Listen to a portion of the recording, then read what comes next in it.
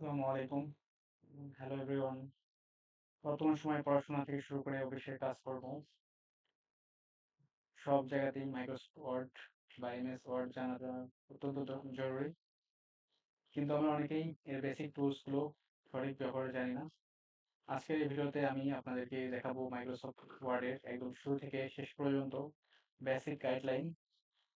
আমরা শিখবো ইন্টারফেস পরিচিতি, টেক্সট ফরম্যাটিং এবং কিভাবে একটি ডকুমেন্ট সুন্দরভাবে সাজিয়ে সেভ করতে হয়। আপনি যদি একদম নতুন হয়ে থাকেন তবে এই ভিডিওটি আপনার জন্য। চলুন শুরু করা যাক। তো মাইক্রোসফট ওয়ার্ডে যাওয়ার জন্য প্রথমেই আমাদের মাইক্রোসফট ওয়ার্ড ফাইল অ্যাপ্লিকেশনটি ওপেন করতে হবে। তো আমি আমার সার্চ বক্সে গিয়ে সার্চ দিচ্ছি ওয়ার্ড।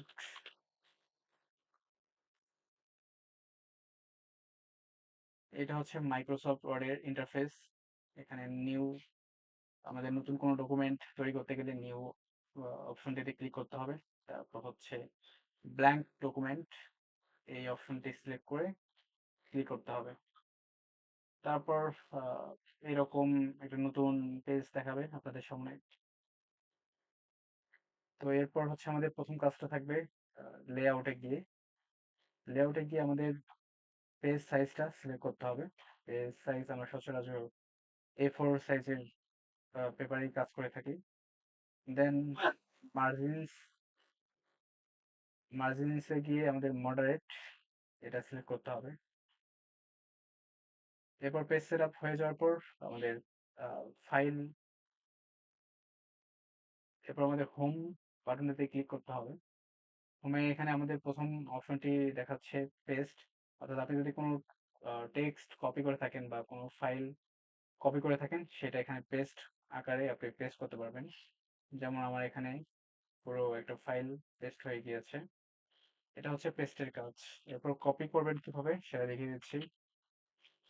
কিবোর্ডে কন্ট্রোল সিতে প্রেস করে কপি করা যাবে। এরপর এখানে দেখা যাচ্ছে ফন্ট, দেন ফন্টস, অর্থাৎ আপনি কোন ফন্টে কাজ করতে যাচ্ছেন, কোন ফন্ট নিয়ে কাজ করতে যাচ্ছেন সেই প্রত্যেকটা ফন্ট এখানে রয়েছে।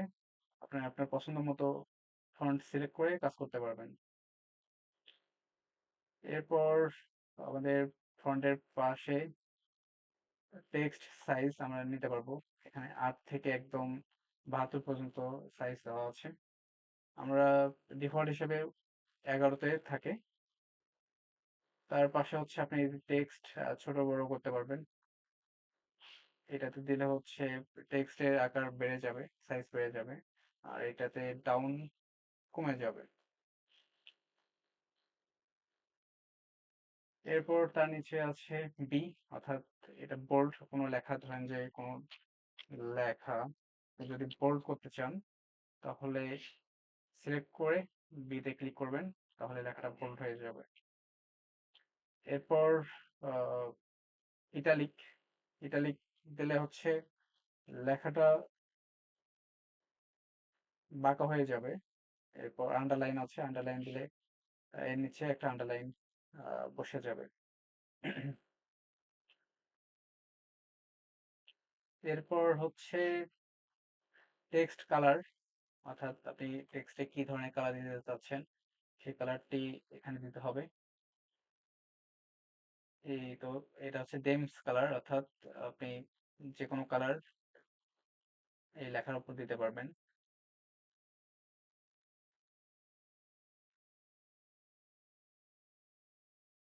আর এটা হচ্ছে হাইলাইট কালার, অর্থাৎ আপনার ব্যাকগ্রাউন্ডে এই কালার সিলেক্ট করলে এই ব্যাকগ্রাউন্ডে এই কালারটা দেখা যাবে।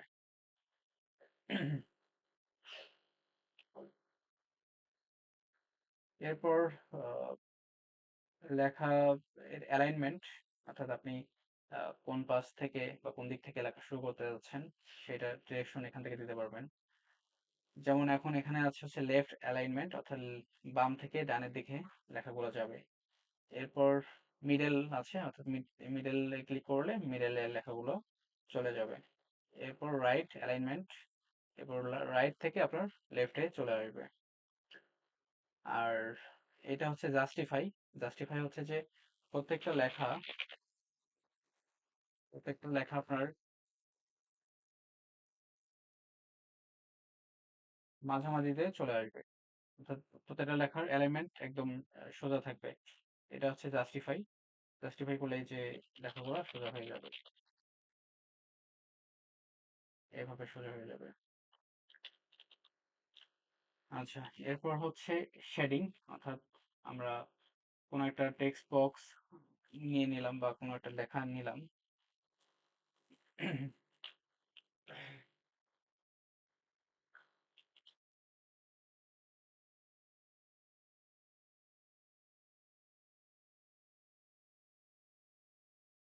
তো এই লেখার নিচে শেডিং করার জন্য আমাদের এই যে শেডিং অপশন আছে, শেডিং অপশনে গিয়ে আপনি যে আপনার পছন্দ মতো কালার দিতে পারবেন এভাবে।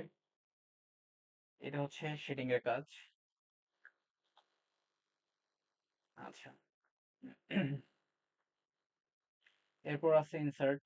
এরপর অপশন আছে design, layout, reference, mailings, review, view, arrange, help. ইনসার্টে আমাদের অনেকগুলো কাজ আছে। সেটা হচ্ছে প্রথম অপশনটাতে কভার পেজ। কভার পেজ দিলে আপনার কোনো যদি ডকুমেন্ট তৈরি করেন, সেটার আহ, একটা সিভি যদি আপনি বানান, সেটা হচ্ছে কভার পেজ দিতে গেলে এখান থেকে আপনি ডিফল্ট হিসেবে কভার পেজ সিলেক্ট করে দিতে পারবেন। এরপর ব্ল্যাঙ্ক পেজ, অর্থাৎ পুরো পেজটা ব্ল্যাঙ্ক হয়ে যাবে। এটা পেজ ব্রেক দিলে, যেমন এখানে একটা পেজ দেখাচ্ছে, আর পেজ ব্রেকে দিলে দুইটা করে পেজ চলে আসবে। এটা হচ্ছে পেজ ব্রেকের কাজ। এরপর আমরা টেবিলের অনেক কাজ আছে। আমরা এখান থেকে টেবিল সিলেক্ট করতে পারি। এই যে আমি সিলেক্ট করলাম, টেবিল চলে এসেছে। বা এটার পরিবর্তে আমরা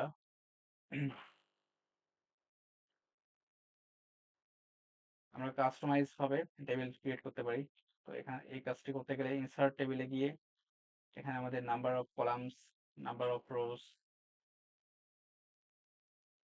কলাম হচ্ছে ভার্টিক্যাল আর রোজ হচ্ছে হরিজেন্টাল।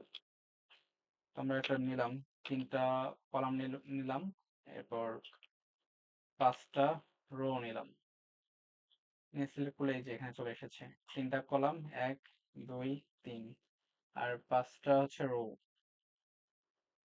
এক, দুই, তিন, চার, পাঁচ। ঠিক আছে, এভাবে আমরা টেবিল ক্রিয়েট করতে পারি।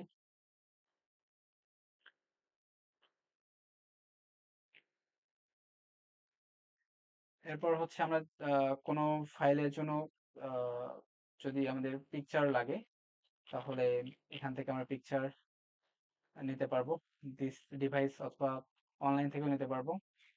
এরপর আমাদের আছে শেপস। শেপস এর অনেক কাজ। আহ, যেমন শেপস, আপনি কোনো কাজে যদি আপনার শেপের প্রয়োজন হয়, তখন এভাবে শেপ নিতে পারবেন। শেপসে গিয়ে আমি রেক্টাঙ্গেল নিচ্ছি। রেক্টাঙ্গেল এভাবে ক্লিক করে ধরে মাউসে ড্র্যাগ করে আমরা শেপ নিতে পারবো। এরপর শেপের কালার দিতে পারবো, এখান থেকে শেপ ফিল দিয়ে আমরা শেপের কালার চেঞ্জ করতে পারবো।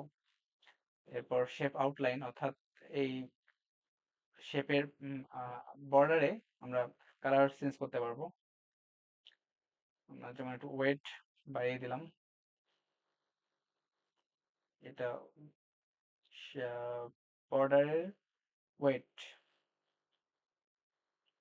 এরপর আমরা কালার চেঞ্জ করতে পারি। ঠিক আছে। এরপর আপনারা শেপ ইফেক্টসে গিয়ে শ্যাডো করে দিতে পারেন। তাহলে আপনার আহ, এটা জাস্ট কাস্টমাইজের জন্য।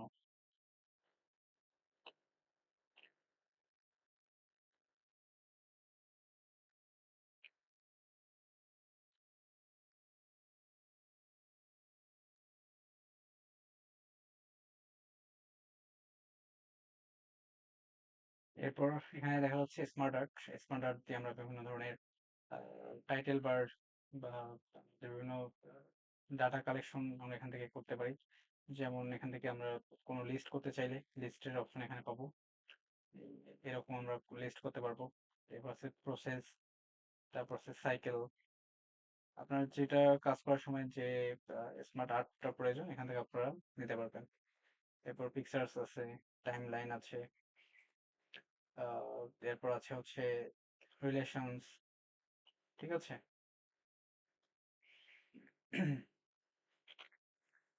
কোনো ব্যাক স্পেস বা আপনার কোনো যদি লেখা ভুল হয়ে যায় তাহলে কন্ট্রোল জেড দিয়ে আপনি আহ, আগের অবস্থায় যেতে পারবেন। এরপর আমরা দেখবো চার্ট, অর্থাৎ আমাদের গ্রাফস যদি প্রয়োজন হয় নেওয়ার তাহলে আমরা এই চার্ট থেকে নিতে পারবো।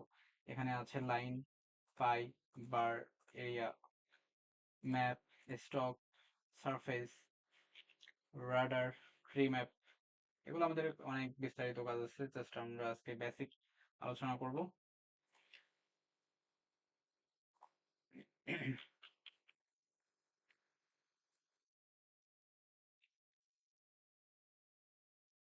এরপর আমাদের পেজের হেডার ফুডার, অর্থাৎ আপনার পেজে হেডার হচ্ছে যে পেজ আমরা যদি এখান থেকে দিতে চাই বা কোনো পেজের উপরে আমাদের যদি কোনো পরিচিতি দিতে হয় তাহলে আমরা হেডার থেকে দিতে পারবো। ফুডার থেকে আমরা পেজের নিচের দিকে আমরা কোনো যদি লেখার প্রয়োজন হয় তাহলে আমরা ফুডার থেকে কাজ করতে পারবো। এরপর আছে পেজ নাম্বার, অর্থাৎ আমাদের প্রত্যেকটা পেজের কাজ শেষে পেজ নাম্বার যদি প্রয়োজন হয় দেওয়ার তাহলে আমরা এখান থেকে পেজ নাম্বার সিলেক্ট করে আমরা পেজ নাম্বার এখানে সিলেক্ট করব। এই যে দেখেন চলে এসেছে, এখানে 1 নাম্বার আছে, 2 নাম্বার পেজ। এভাবে যতগুলো পেজ আপনার থাকবে পেজ নাম্বার বসে যাবে।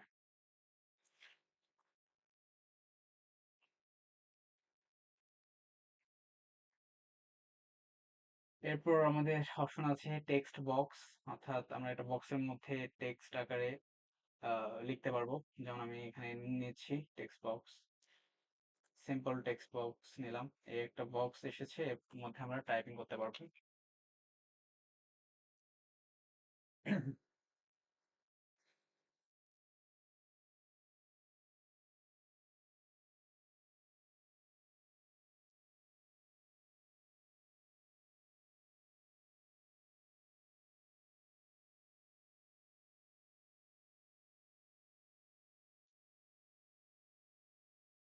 এরপর আমাদের অপশন আছে ওয়ার্ড আর্ট, অর্থাৎ আপনার লেখার আরো সুন্দর করার জন্য, মডিফাই করার জন্য এখান থেকে আপনি আপনার পছন্দ অনুযায়ী আর্ট সিলেক্ট করতে পারবেন।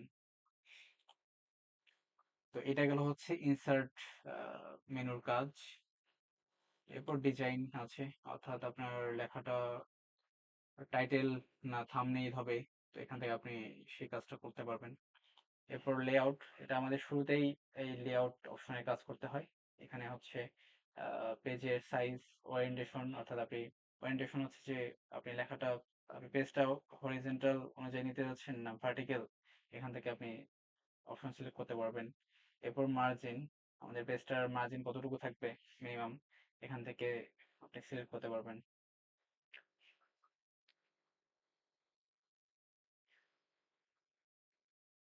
এরপর রেফারেন্স, এগুলো আমাদের তেমন প্রয়োজন নেই।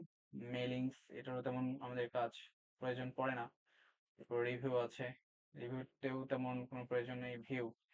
ভিউয়ে গিয়ে আমাদের সুন্দর একটা কাজ সেখানে দেখতে হবে। এটা হচ্ছে যে এখানে 3টা অপশন দেখতে পাচ্ছেন, তার মধ্যে 2টা ইম্পর্টেন্ট। এটা হচ্ছে রুলার, একটা হচ্ছে গ্রিড লাইন্স। রুলার দিয়ে আমরা পেজের মাপ নিতে পারবো, অর্থাৎ এখান থেকে আমরা মাপ কম বেশি করতে পারবো পেজের। এইভাবে আমরা দেখতে পাচ্ছেন।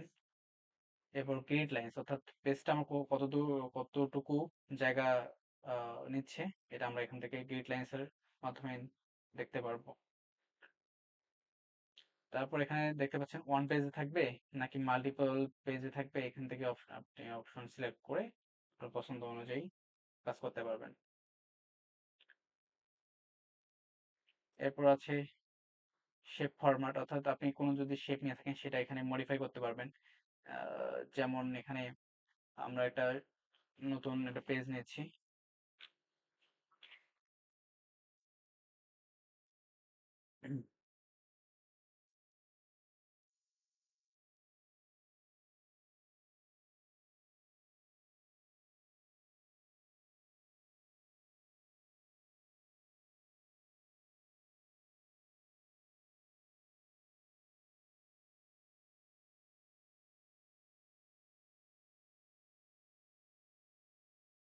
যেমন আমরা একটা শেপ নিচ্ছি এখানে। এই শেপটা আমরা যদি মডিফাই করতে চাই, ঠিক আছে? আমরা শেপ চেঞ্জ করতে গেলে এখানে আমাদের এডিট পয়েন্টস আছে। এই পয়েন্টস দিয়ে আমরা হচ্ছে আহ, এই শেপের আকার চেঞ্জ করতে পারবো। আপনাদের পছন্দ মতো শেপ নিতে পারবেন এখান থেকে এডিট অপশনে গিয়ে, ঠিক আছে? এটার কাজে দেখিয়ে দিলাম। এরপর আমাদের কাজ শেষ হয়ে গেলে আমরা সেভ করব কিভাবে, আমি এখন সেটা দেখিয়ে দিচ্ছি। সেভ করার জন্য আমাদের সিম্পলি ফাইলে গিয়ে আহ, এখানে আপনারা সেভ অপশন পাবেন। সেভ অপশনে গিয়ে দিস পিসি, অর্থাৎ আপনি যে জায়গায় বা যে লোকেশনে আপনি আপনার ফাইলটা সেভ করতে যাচ্ছেন সেই জায়গায় গিয়ে আপনারা পছন্দ মতো আপনাদের নাম এখানে দেবেন। আমি যেমন দিচ্ছি ডকুমেন্টস 1 দিয়ে সেভ করলাম। আমাদের ফাইলটা সেভ হয়ে গিয়েছে। যদি আপনি চান যে ফাইলটা পিডিএফ করতে, ঠিক আছে, তাহলে এখানে এক্সপোর্ট আছে। Export create PDF or XPS document, এখানে এই অপশনে গিয়ে এই ক্রিয়েট পিডিএফ অর এক্সপিএস এখানে ক্লিক করতে হবে। করার পর আপনি ফাইলটা আপনার কি কি নামে সেভ করতে যাচ্ছেন সে নামটা দিবেন এখানে, দিয়ে সিম্পলি এখানে পাবলিশ করে দিবেন। এই তো আমাদের পিডিএফ হয়ে গিয়েছে ফাইলটা। তো আজকে এই পর্যন্তই ছিল বেসিক ইন্টারফেস পরিচিতি। সবাই সুস্থ থাকবেন, ভালো থাকবেন। আসসালামু আলাইকুম।